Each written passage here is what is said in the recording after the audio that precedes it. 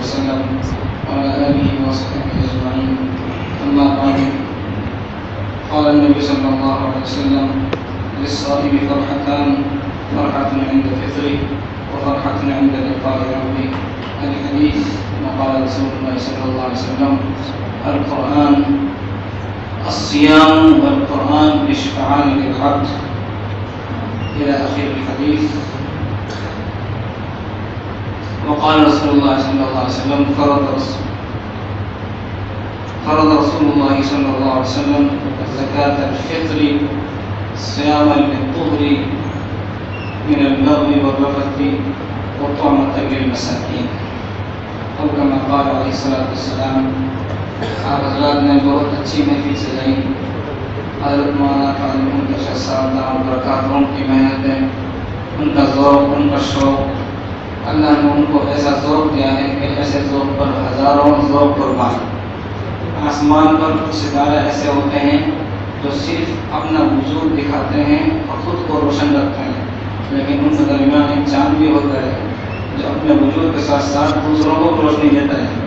قاری صاحب کی مثال ایسی ہی ہے کہ جہاں یہ ہوتے ہیں وہاں ماشاءاللہ ان کی چاندنی اور روشنی وہ سب کو پہنچتی ہے اور ماشاءاللہ سب اس سے مستفید ہوتے ہیں. اللہ تبارک و تعالیٰ ان کو صحت، قوت، عافیت، سلامتی کے ساتھ لمبی عمر عطا فرمائے.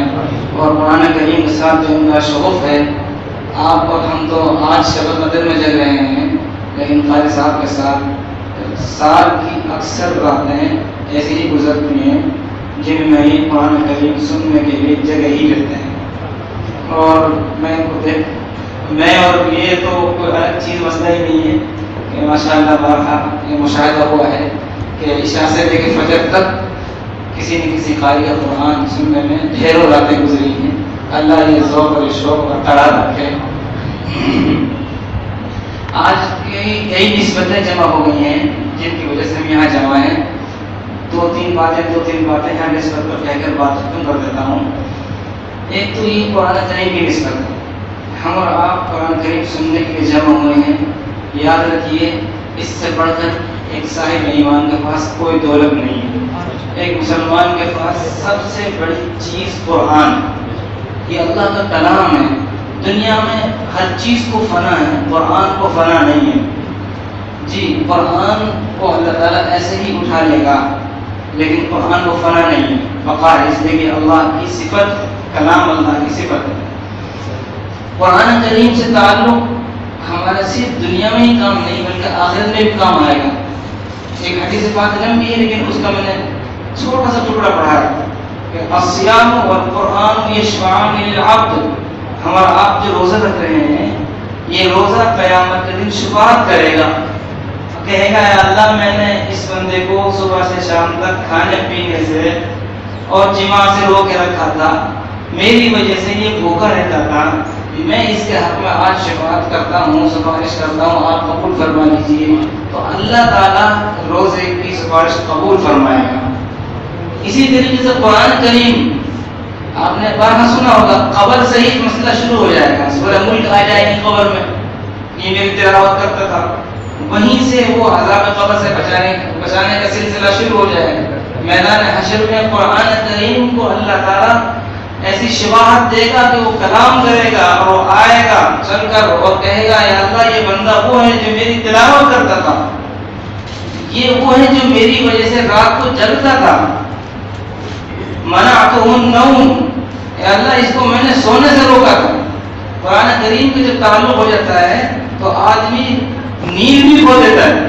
ہم اور آپ نیند کو چھوڑ کر بیٹھے ہیں تو قرآن کریم کی نسبت ہے اس میں، اور اگر ہم اس کے خاطر جگیں گے تو اللہ تعالیٰ سے قیامت کے دن سفارش کرائے گا، بخشوائے گا. اللہ تعالیٰ سے دعا کرنی چاہیے ایسے موقع پر کہ اللہ ہمارے دلوں کے اندر قرآن کریم کی ایسی عزت اور ایسی عظمت پیوست فرما دیں کہ ہم قرآن کریم کے خاطر جینا سیکھ لیں اور قرآن کریم کی خاطر مرنا سیکھ لیں، قرآن کریم کی خاطر جاگنا سیکھ لیں اور قرآن کریم کی خاطر رونا سیکھ لیں. قرآن کریم کی خاطر سب کچھ جو کچھ ہم کو سیکھنا چاہیے اس کو ہم سیکھ لیں. اللہ رب العالمین صحیح تعلق نصیب فرمائے.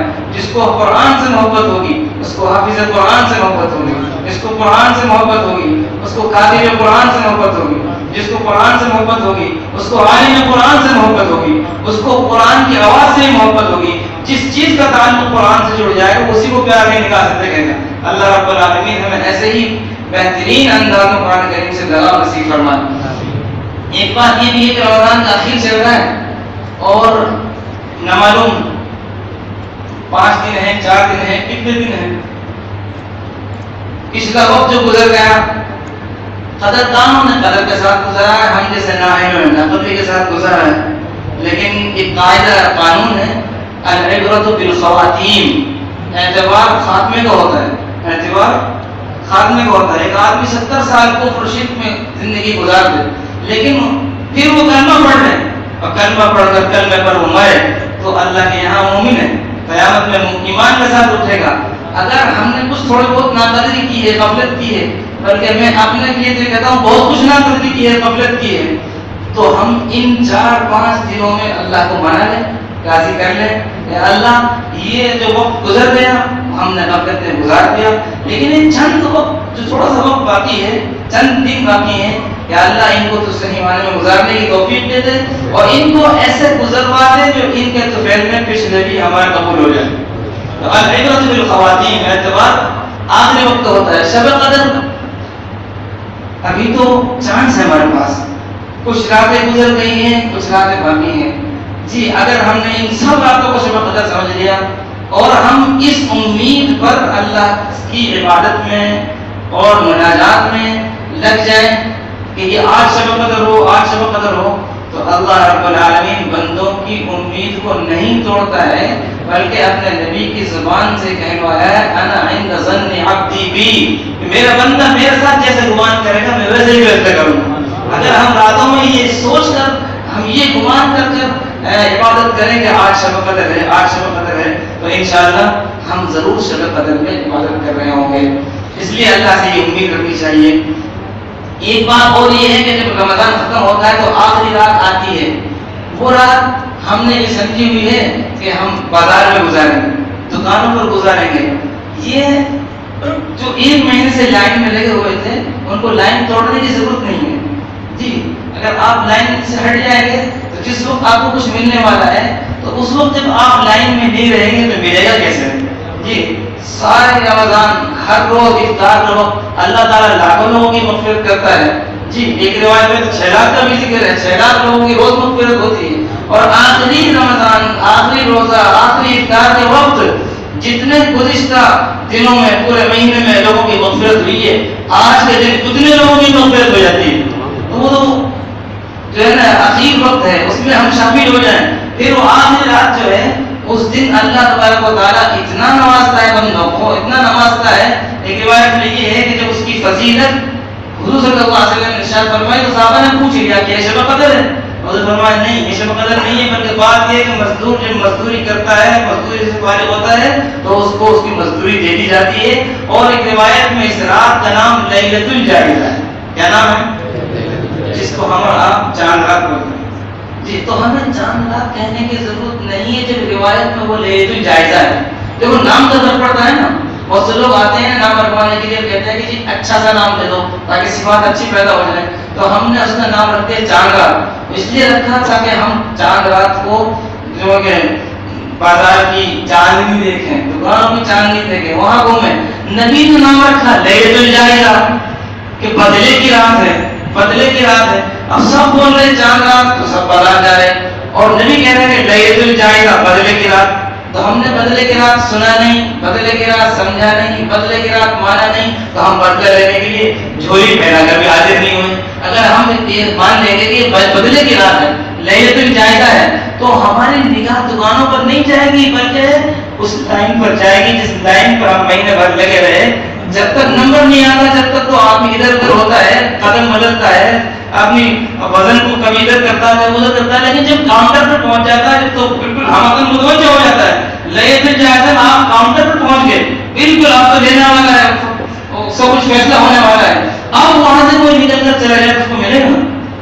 تو اس لیے جو لیلۃ الجائزہ ہے اس دن ہم عشاء فجر جماعت سے پڑھیں۔ جی اور عشاء فجر جماعت سے پڑھے درمیان رات میں ہم اللہ سے دو لگائے مانگے کہ اللہ کہیں ایسا نہ ہو کہ تیرے نیک بندوں کو آج روزوں کا، تراویح کا، تلاوت کا، صدقہ کا، خیرات کا، زکات کا بدلہ مل رہا ہو اور مجھے لائن سے نکال دیا ہو، ایسا نہ ہو کہیں میں محروم ہو جاؤں۔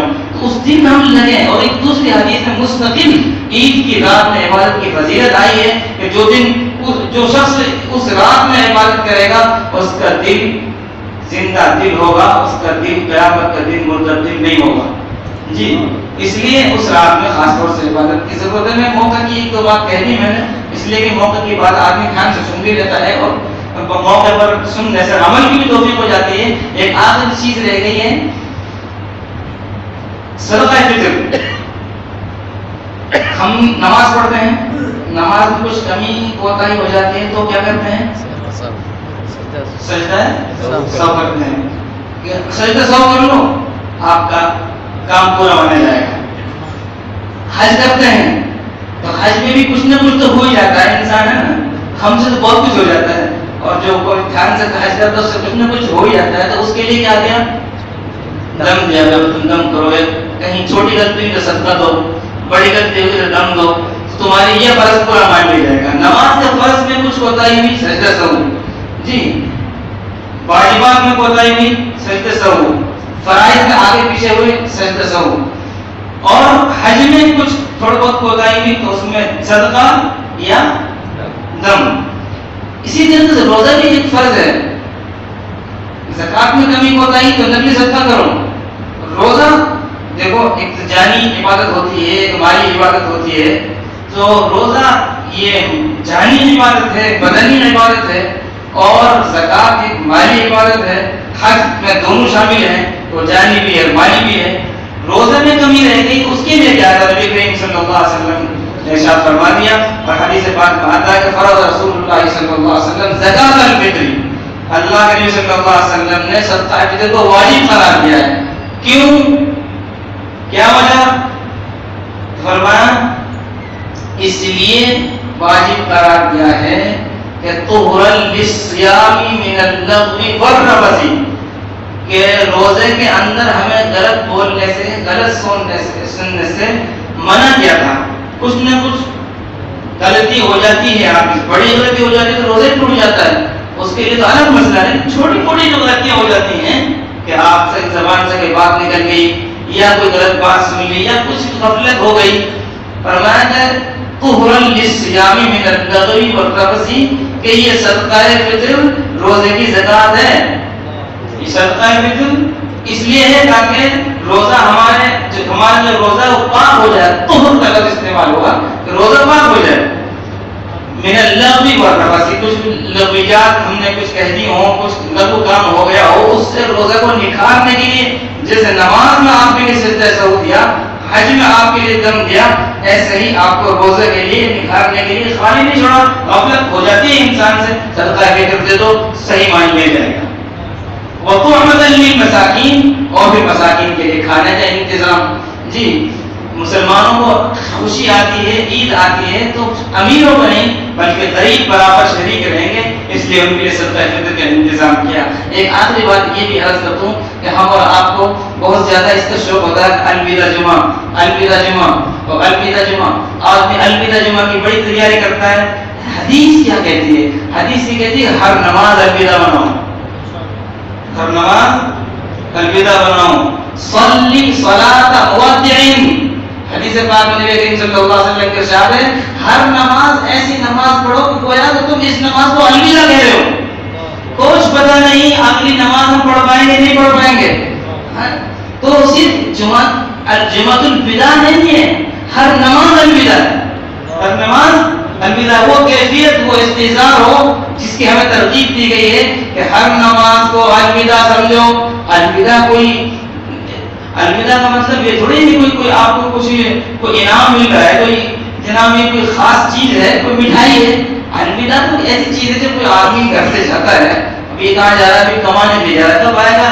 2 سال 4 سال میں آئے گا، تو اس کو الوداع کرتے تو خوش ہوتے ہیں، الوداع کرتے تو غمی ہوتی ہے، رخصت کرتے ہیں تو خوش ہوتے ہیں، رخصت کرتے ہیں تو آنکھیں بھی نم ہو جاتی ہیں۔ تو ہم صرف الوداع جمعہ کو الوداع نہیں کر رہے ہیں، ہر نماز کو الوداع کی نیت سے پڑھیں. اس لیے سرکار دو عالم جناب حضرت محمد رسول اللہ صلی اللہ علیہ وسلم نے فرمایا صلی صلاۃ مودعین، ہر نماز کو ایسے پڑھو گویا کہ تم اس کو رخصت کر رہے ہو. جب نماز کے لیے تو روزے کے لیے بھی ہے، روزہ بھی ایسے رکھیں شاید دوبارہ روزہ رکھنے کا موقع نہ ملے. ہم اور آپ یہ سمجھ رہے ہیں ہم رمضان کو رخصت کر رہے ہیں، لیکن اگر آپ غور کریں تو مطلب یہ بھی نکلتا ہے کہ بہت سے لوگوں کو رمضان رخصت کر رہا ہوتا ہے. ہم سمجھ رہے ہیں کہ ہم رمضان کو رخصت کر رہے ہیں، ہم رمضان کا الوداع کہہ رہے ہیں، لیکن کچھ پتہ نہیں رمضان ہم کو الوداع کہہ رہا ہو اور رمضان ہم کو رخصت کر رہا ہو، نہ معلوم اگلے رمضان میں ہم موجود رہیں گے یا نہیں رہیں گے. اس لیے چند دن ہیں، گنے چنے ہیں، بہت حساب کتاب کے ہیں، ایکٹیو رہنے کے ہیں، بہت نگران سے رہنے کے ہیں. اور کوئی آدمی پورا کام صحیح کرے اخیر میں بگاڑ دے تو مشکل ہو جاتی ہے. شروع میں کسی سے کچھ غلطی ہو جائے لیکن اخیر میں صحیح ہو جائے تو اس کے بعد صحیح مانی جاتی ہے. العبرۃ بالخواتیم، ہم کوشش کریں ان چند دنوں کو صحیح انداز سے گزارنے کی کوشش کریں. اللہ مجھے بھی اور آپ کو بھی صحیح معنی میں عمل کی توفیق عطا فرمائے. اور آپ حضرات نے جو یہ خوبصورت مجلس سجائی، اللہ تعالیٰ اس کا ہر شخص کو بہترین بدلہ عطا فرمائے. دعا